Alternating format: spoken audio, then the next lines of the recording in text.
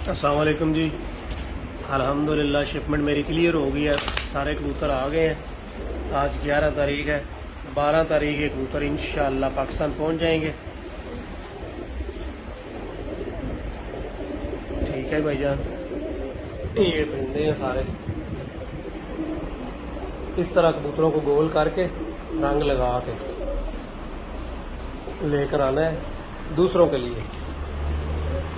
ये मैं अपने ग्रुप के लिए वीडियो बना रहा हूँ।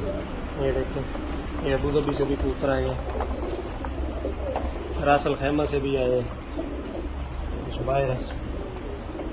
जिस बंदे ने दुबई टू पाकिस्तान कबूतर लेकर आने हो, नंबर मेरा व्हाट्सअप है, कॉल भी कर सकते हैं 00971565352528 अली भट्ट।